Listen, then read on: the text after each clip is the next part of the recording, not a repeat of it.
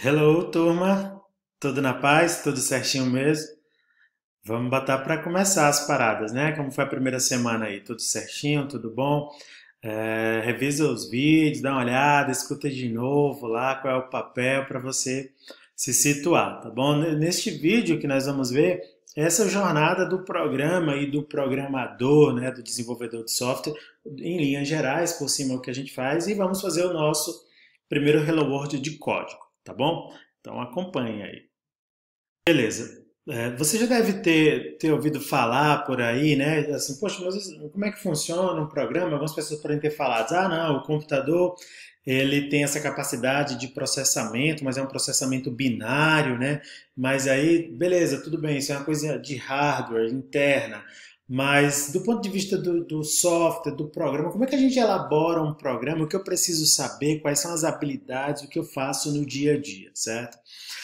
Como eu disse para vocês, tem um livro que é bacana para quem quer aprender a programar com Python, que é o Pense Python. Tem em português e é gratuito, né? Então, esse conteúdo que eu estou falando aqui vem dele. Você pode botar no Google aí Pense Python, você vai chegar nesse livro aqui, é bem bacaninha ele, certo? Então, lá o autor diz o seguinte, né? O cientista da computação, para fazer a sua atividade principal, como a gente falou na aula passada, que é resolver problemas, ele utiliza conhecimentos direto e indiretamente de três principais áreas, né? Ele se comporta conforme se deveria comportar nessas três principais áreas aí. Da matemática, o que nós trouxemos aqui para o mundo de desenvolvimento de software é a questão de ter uma especificação, um modelo ou construção de modelos baseado em símbolos e estruturas, certo? Então, programar, fazer um software, é utilizar uma linguagem de programação formal para que você guie, né, o computador numa série de passos. Da engenharia, a gente veio esse lance de organizar o nosso código, de projetar. O nosso código ele é um projeto, certo? Então, o que o projeto vai realizar é o software. Vocês devem saber que a engenharia ela cuida de elaborar documentos, certo? E aí a execução, então você fazer um projeto de um prédio, você vai fazer o projeto inteiro via papel, enfim, via as ferramentas, software, e depois vai para a execução. No nosso caso, nós somos os engenheiros, a gente está formalizando, né, por meio de linguagens matemáticas, não, linguagens para qual a matemática é de linguagens formais, um projeto de software, e aí isso tem vários níveis de interpretação, né, desde a organização, que a gente chama isso de arquitetura, né, de software, como é que você organiza as grandes partes do seu software e as pequenas, e a engenharia em si, né, que é o código-fonte que vai ser compilado ou vai ser executado por um interpretador.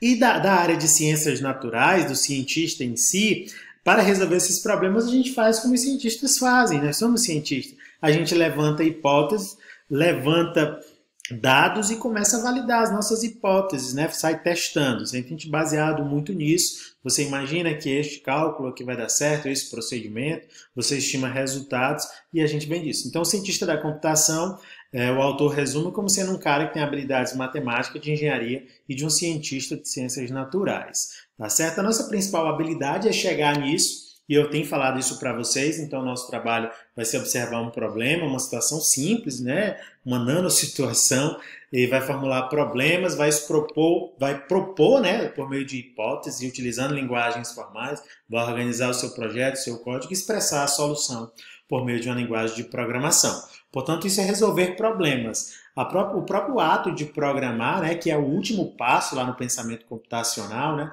ele só pode até ser terceirizado, certo? Para outras pessoas e tudo mais. Mas o cientista da computação ele tem a capacidade de resolver problemas altíssimos, né? E, enfim, de materializar isso que é muito, muito massa, muito show. Muitos de nós, ou a maioria é novinho aqui, né, na área, às vezes não entende alguma coisa, tá? Enfim, a programação, o programa, o software, né, o aplicativo, tudo isso tudo é muito massa, isso é legal, isso é muito bom, gente. Assim, né, um texto que eu li recentemente, sei lá, acho que o texto é 16 don'ts, alguma coisa assim, deixa eu ver se ele não vai achar aqui, né? Don'ts, não vou achar aqui ele, mas é um vídeo bem interessante, um texto bem interessante que ele fala sobre isso, né? De 16 pontos que você não deveria enfim, fazer, mas lá pelas tantas ele diz, cara, você nunca deve programar por dinheiro. Essa parte de programar sempre deve ser o momento do lazer de extremo prazer. E é isso mesmo, tá bom? Programar é muito legal, fazer um software é muito interessante, apesar de ser bastante complexo, eu digo para vocês, ter um software em nível de praça, né, de rua, pronto para as pessoas utilizarem, é realmente bem complexo, não é algo simples, requer bastante dedicação.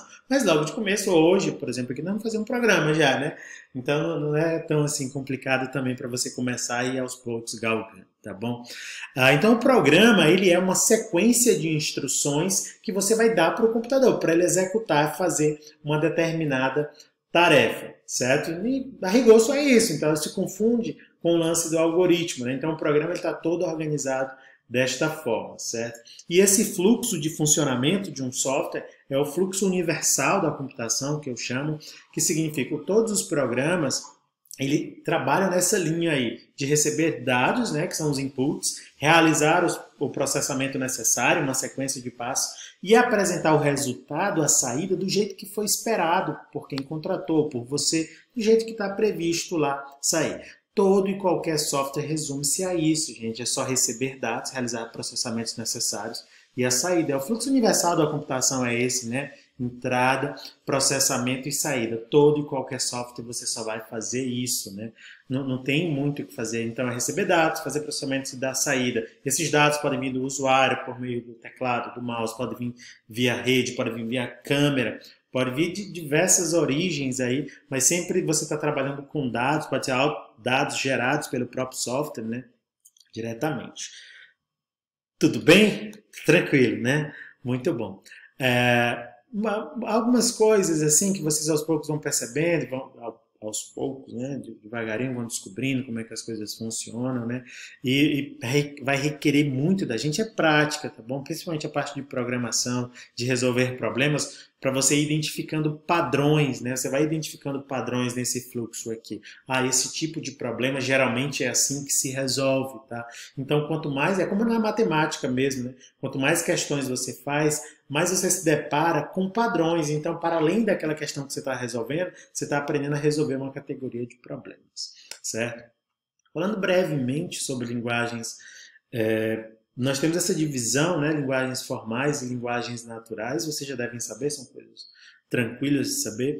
Linguagem formal é tal qual a linguagem da matemática, a linguagem da química, né, que tem uma estrutura mais rígida, né, mais fechada, vamos dizer assim, ela é mais objetiva. Já as linguagens naturais, né, o que a gente está falando aqui com vocês, em português e em inglês, você tem uma estrutura, tem símbolos também, mas você tem uma flexibilidade, né? Nessa flexibilidade das linguagens naturais entram as subjetividades, que é o que complica, né, as relações humanas, são essas subjetividades, o que você disse, o que você quis dizer, certo? E nas linguagens formais, a gente reduz bastante isso. Então, o grande objetivo das linguagens formais é a gente mudar disso, assim, né? Sair dessa estrutura das linguagens naturais, né? Que é isso que a gente está falando aqui, são pessoas que falam, e se tivesse uma estrutura muito forte, seria até complicado a gente falar, né? Se não tiver no plural corretinho, se você escrever uma palavra com uma letra errada, seria suficiente para dar um bug e o software parar, né? O seu software, certo?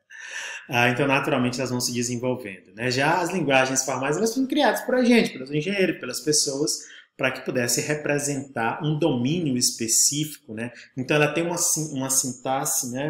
Uma organização de você escrever ela fechadinha, certo? Então ela tem regra, é assim que é feito, não vai aceitar. O computador vai interpretar o que você colocar se estiver dentro daquilo que você faz. Então as linguagens de programação, elas são linguagens formais, certo? Então elas têm sim uma estrutura a ser seguida, ela tem um conjunto de símbolos que são válidos e que você pode utilizar, combinar, criar seus próprios símbolos mais na frente, mas ela tem essa estrutura. Se você botar uma coisa erradinha, já não vai compilar, já não vai executar o seu programa, certo? Mas a gente tem bastante ferramenta para isso, muita coisa que a gente está fazendo aqui.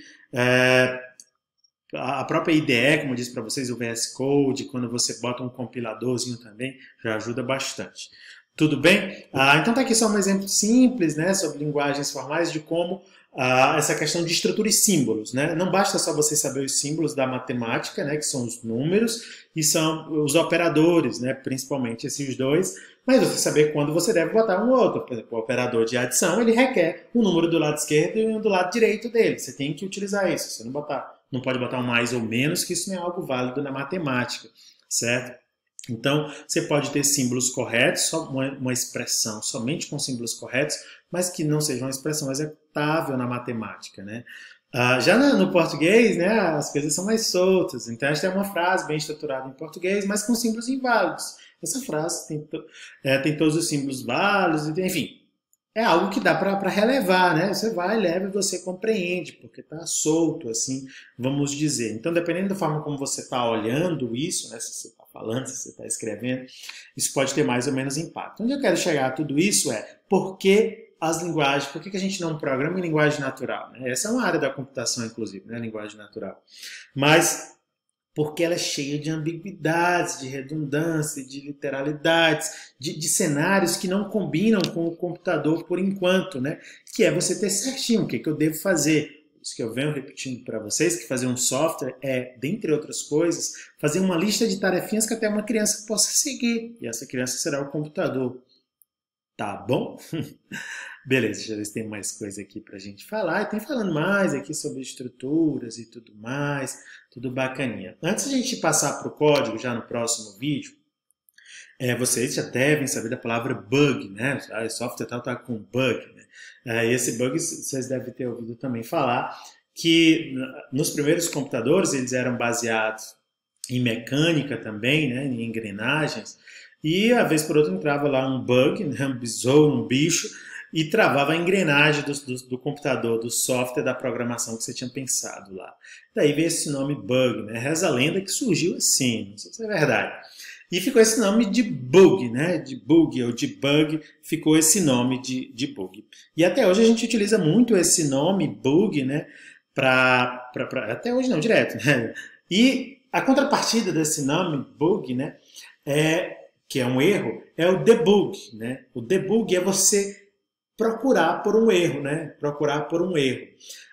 Então, desenvolver um software, fazer um software deixa a gente todo animadaço, ali, cheio de hormônios positivos. Mas quando está dando certo, quando não está dando certo, a gente fica meio assim chateado, zangado, começa a ficar irritado, certo? E tem uma notícia para vocês. Na maior parte do tempo a gente vai estar debugando, certo? Na maior parte do tempo você vai estar procurando o erro. Na maior parte do tempo você não vai estar construindo, você vai estar refinando um programa que você já fez. Então vamos concentrar, vamos estar cientes que debugar é uma tarefa importante, a gente vai estar fazendo o tempo todo, tá bom? Então em português a gente chama isso de depurar, fazer uma depuração, né? Não é nada demais, é você sair, ficar olhando lá qual foi o erro que deu, a linha tal é um símbolo não conhecido, poxa, esqueci, botei uma aspa para a esquerda, era para a direita, certo? Então a gente vai passar a maior parte do tempo fazendo debug, tá bom? Então não é para ficar chateado, não é para ficar irritado, é para ir buscar os problemas, tá bom? Buscar os problemas. Então lê sempre os erros, que vai dar tudo certo, tá bom?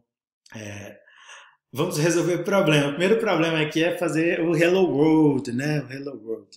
Tá bom, beleza. Então eu vou deixar para o próximo vídeo, a gente vai falar aqui sobre código, né? Só lembrando que nessa edição 2021 para frente, a gente vai estar utilizando como linguagem principal não mais Python, né? A gente pode até falar sobre ela, que é muito docinha, né? Mas a nossa linguagem principal será JavaScript, né? Isso, JavaScript vai ser a nossa principal linguagem e é desafiador para todos nós, para todo mundo.